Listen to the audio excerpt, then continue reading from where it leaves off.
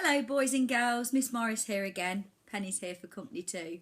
Snuggle up, get cosy because we're about to read chapter 2 of Oliver and the Seawigs.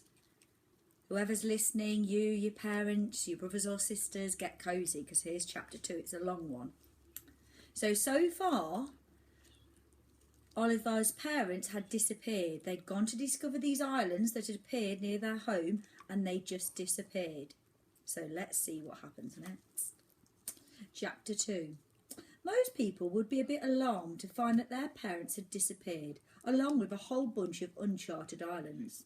They might feel inclined to phone the police or the Coast Guard, or just run about shouting. Not Oliver. He was a crisp, and made of sterner stuff than that. He hadn't panicked when his baby buggy was carried off by an eagle on an expedition to the Forgotten Mesa. He hadn't lost his cool when his parents took him on that ill-advised cycling trip around the crater of Mount Firebelly. But it's supposed to be an extinct volcano, Dad had yelled, while lava bombs bounced off their cycling helmets. He had bravely battered an eyelid when a bear stole his sleeping bag on the north face of Mount Rainier. He barely batted one now, just ran downstairs and got onto the beach, looking around in case his parents had come ashore without him noticing. But the beach, in the wintry afternoon sun, was long and empty and completely parent-free. The orange dinghy rasped against the sand, down on the foreshore, where the small waves kept spreading neat doilies of foam under it. Oliver pulled it further up the beach and wondered what to do. Then he noticed that there was still one island left in the bay. It was the littlest and lowest and least interesting of them, the one his mum and dad had ignored when they went motoring off to explore the taller ones. Even from the shore, with the low sun shining in his eyes, Oliver could see that they were not on it. Perhaps it held some clue to where they'd gone. He ran back to the Explorer-mobile and packed a rucksack with useful things. Then he locked the house up and put a note on the front door which read, "Back soon." How he hoped he would be.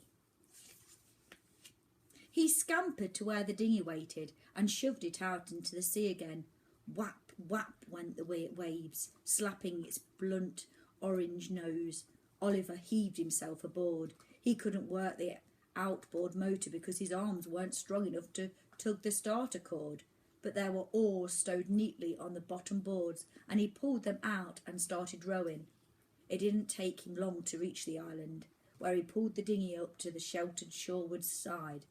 The island was just as small as it looked from the beach. Clumps of greyish grass sighed softly as the sea wind stirred them.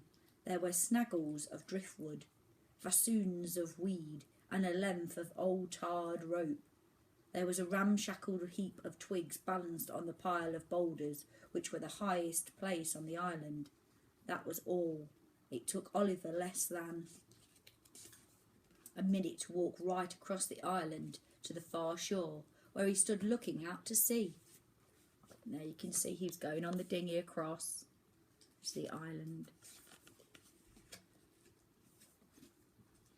All his hopes of finding clues faded like the foam which kept washing around his toes and melting into the wet sand. "Mum!" he shouted. "Dad!" The echoes came back at him from the cliffs around the bay. Echoes, but no reply. "Mum!" he shouted, louder still. "Dad!" "Oh, put a sock in it, won't you?" grumbled a creaky voice behind him. "Some of us are trying to sleep." A pair of beady blue eyes were glaring at Oliver over the brim of that twig heaped on the island's crown. The heap was a nest, and the eyes belonged to the bird who owned it. "But birds don't talk," protested Oliver. "Parrots do," the bird said. "Not really, not properly," Oliver protested. "And anyway, you're not a parrot." "Indeed I'm not," the bird sniffed. It stood up in its nest and spread its enormous dirty white wings. "I am a wandering albatross, Demetiosos echelusions, for you may call me Mr. Culpepper. And now you had best get back to shore, and you will be a wanderer too." There he is, the magnificent Mr. Culpepper. What does that mean? Wondered Oliver. Tuss, said the bird again. Don't they teach you youngsters anything these days? Not all islands stay where you put them. Some move about. Here 1 minute, gone the next. This is one of them. That's why I nested on it, of course. I'm not stupid. Why go flapping about the world when I can just roost here and let the island do the wandering? Oliver looked down at the island. Between his feet he saw rock, sand, grit, dung grass, and ground down seashells. It didn't look like it was going anywhere. How do they move? He asked. Who cares? Said Mr. Culpepper, shrugging his wings. Where are you going? Who knows? Said Mr. Culpepper. But all the others have gone already, so this won't stay here much longer. As he spoke, the island shuddered. Small stones spilled and rattled, trickling down. Hop in your boat and be off with you, said the albatross. No, said Oliver, not me, I'm staying. Wherever these islands went, I must go too. My mum and dad were on one of them, you see. Oh, that noisy couple, said Mr. Culpepper. Suit yourself, you'd better be off without them, if you want my opinion. Oliver wasn't listening any more. The island lurched, almost throwing him off his feet. He crouched down. He curled his fingers and toes into the sand like roots. Clinging on, the island sunk a little. Water bubbled whitely around its edges. Then it turned slowly around and started to move out of Deepwater Bay, following the golden pathway that the evening sun had painted on the waves.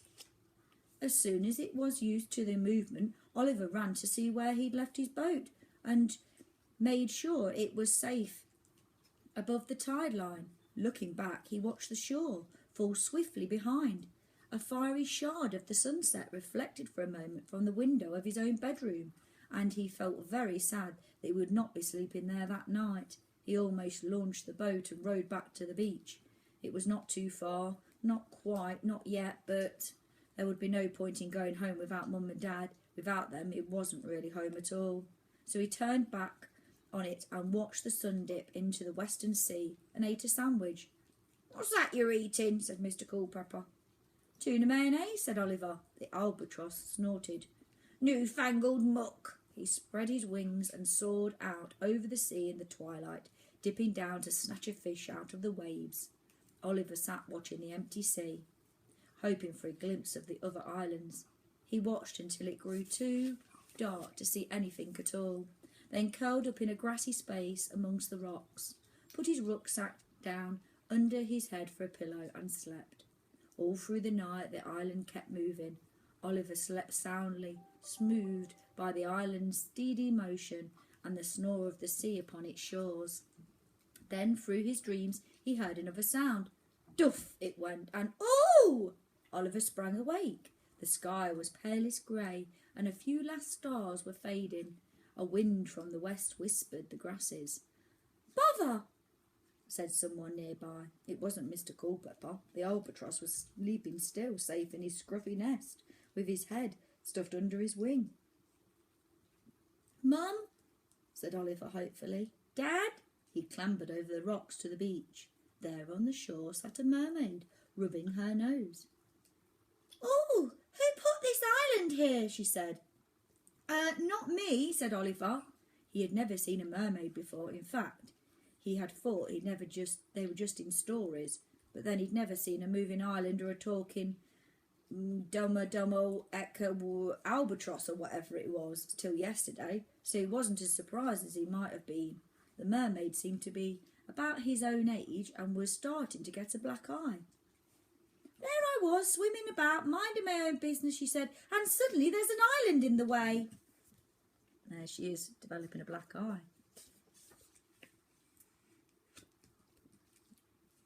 It's a danger to shipping.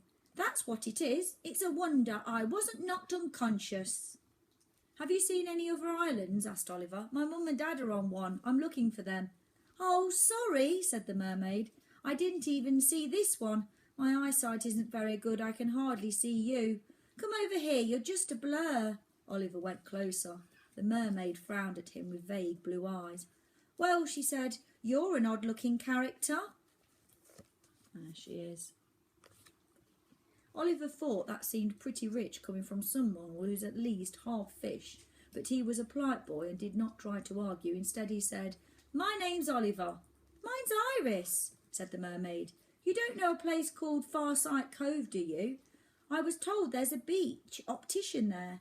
That's where I was going when your silly island got in my way." This was not the first time her short-sightedness had got Iris into trouble. Apart from anything else, it made other mermaids laugh at her. Well, it was one of the things that made them laugh. All her sisters and cousins were beautiful creatures, with eyesight as clear as their singing voices, and they liked to sit on rocks, with comb in one hand and mirror in the other, and sing eerie songs at passing sailors. Perhaps it was because mermen were all rather dull, stay-at-home sorts. They didn't like much mermaids' company and preferred to lounge about in their grottos reading newspapers and discussing the latest finball results. At any rate, the mermaids enjoyed the thought of all these sailors going home and telling everyone about the lovely mermaids who had sung to them and been haunted by their singing ever after. Iris was nothing like this at all. She was rather plump, and she could never remember where she'd put her comb and mirror. She couldn't see the point of sitting on rocks and cawailing all day. The one time she tried singing to a handsome fisherman in his boat, it had turned out to be a handsome fisherman or a boat at all, just a passing walrus. "Sorry," she told it, "from a distance looked like a little brown boat with a man sitting in it." Said the walrus. "You need to get your eyes tested, dear." As it told her about the beach optician at Farside Cove. Oliver had heard about his beach optician too. He remembered his mum and dad talking about the dotty old man who wheeled his barrow of eye charts, instruments and glasses down the path to the cove each day and sat there on the sand waiting for mermaids. They had laughed and shaken their heads because they didn't believe in mermaids either. Oliver looked hard at Iris and decided there was no way he couldn't believe in her. And there's the mermaid and the walrus. Farside Cove is quite close to Deepwater Bay, he told her, but they must both be miles and miles away by now. The island is moving, you see. It's been moving all night. "Of course it has," said Iris. "It's one of the Rambling Islands."